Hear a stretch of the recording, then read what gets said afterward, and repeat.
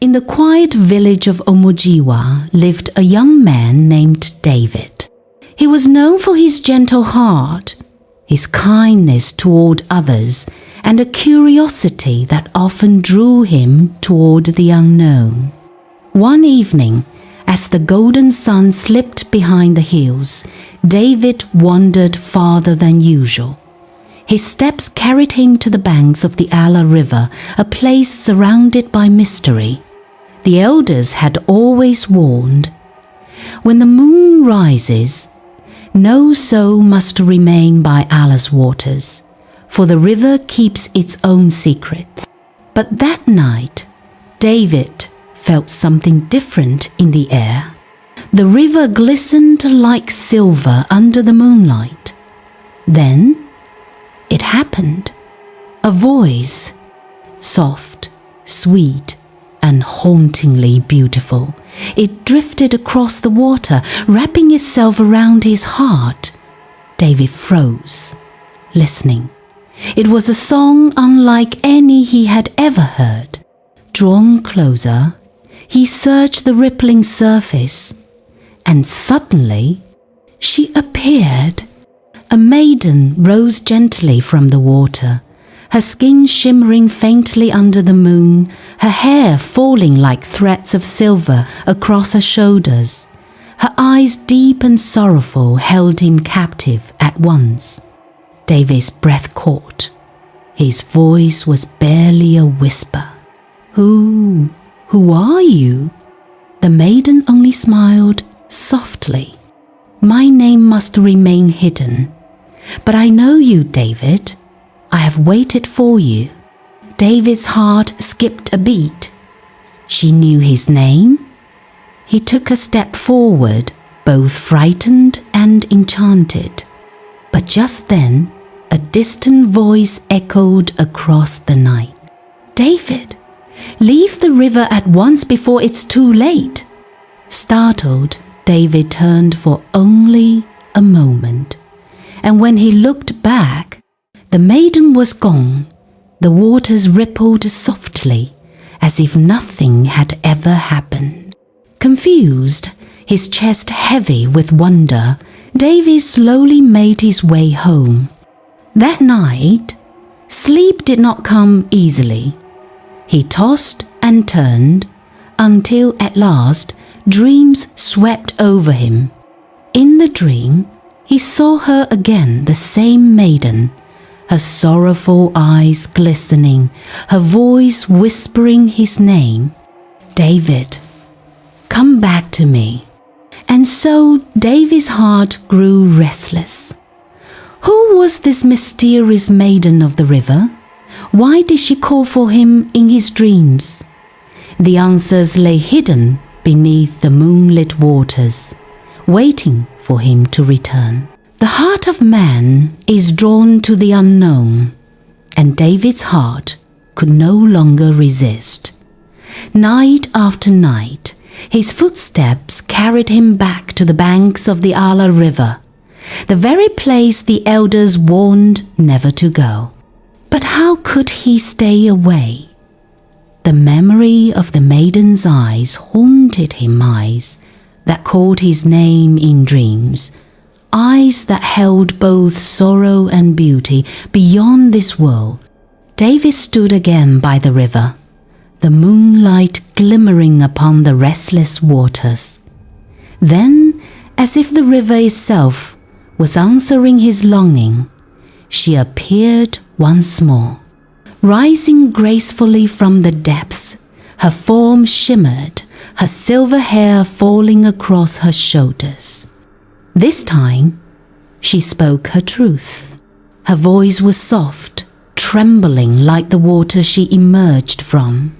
"My name is Naitoma. I am the daughter of this river.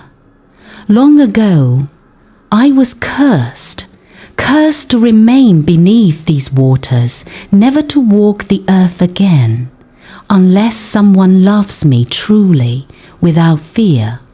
David's heart pounded in his chest. His mind told him to run, but his soul would not let him. He whispered with trembling breath, "I'm not afraid.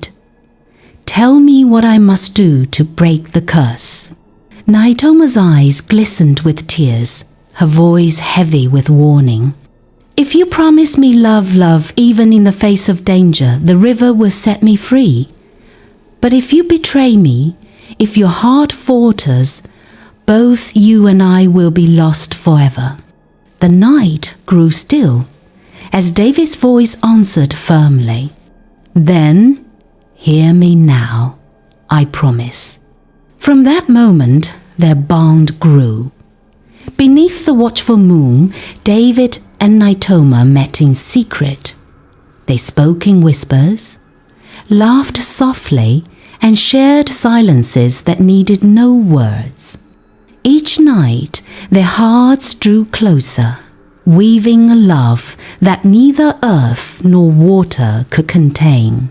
But secrets have a way of slipping into the open, and Davy's nightly disappearances did not go unnoticed.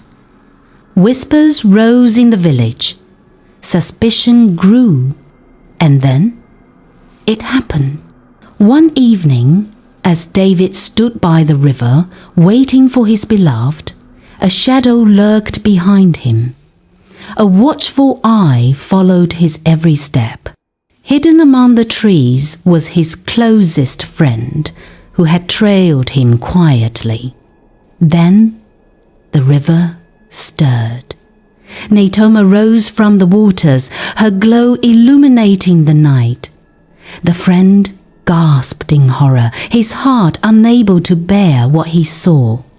Without a word to David, he fled, racing back to the village with a story that would ignite fear. "David has fallen for a spirit woman," he cried. "He will bring doom upon us all." The villagers shuddered at the news. Fear spread like wildfire. That very night, they gathered with torches burning and charms clutched tightly in their fists. Their voices rose in anger and terror. Step by step, they marched toward the Ala River. David heard them before he saw them. The flicker of torches lit up the trees. The sound of footsteps filled the night air. His heart froze. He turned to see the villagers approaching, their eyes blazing with fear, their hands ready to destroy what they did not understand. Naitoma trembled beside him, her sorrow deeper than the river itself. The villagers shouted with one voice, "David, step aside. She is a spirit, and she will destroy us." David stood tall, his body shielding the maiden he loved. His eyes met theirs, filled with defiance and devotion, suspenseful cliffhanger tone. And there he stood, one man against his people. The flames of the villagers' torches danced upon the restless river. Their chants grew louder, their charms raised high. The waters trembled as if the river itself awaited the choice David would make. Would he betray his love, or would he risk everything for her? The night held its breath, and the river prepared to judge. The villagers stormed toward the river with torches blazing, their chants echoing in the night. David stood tall at the riverbank, his heart racing, but his body refusing to move. He would not let them harm Naitoma. "Step aside, David," the chief thundered. "This spirit woman will bring ruin to us all." But David's voice rang out, trembling yet firm.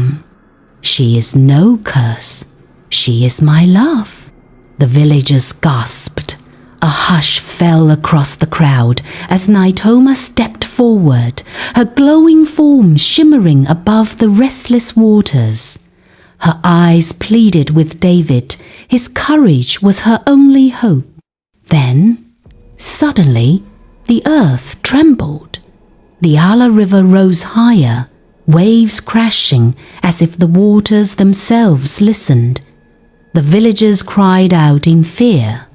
Naitoma's voice carried like a song over the roaring river. Only true love can break my curse, but betrayal will bind us in sorrow forever. David reached for her hand, whispering, I choose you, even if the world stands against us. For a moment, time itself froze. The torches flickered, the river stilled, and then Naitoma's feet touched the earth. For the first time in centuries, she was free. But just as joy filled the air, one villager hurled a charm into the water. A great flash erupted, and the river roared in fury. Naitoma clutched David's hand, her voice breaking. Do not let go, or we are lost. With all his strength, David held on, yet the pull of the waters grew stronger, dragging them both toward the depth. The villagers watched in horror, some begging the gods for mercy, others fleeing in terror as the river swallowed the lovers in a whirl of silver light. When the waters calmed, neither David nor Naitoma remained. Only the Ala River flowed, silent and endless. To this day, the people of Omojiwa whisper that when the moon is full, you can see two figures standing hand in hand upon the river, their love eternal, their fate a warning. True love is powerful, but every secret comes with a price.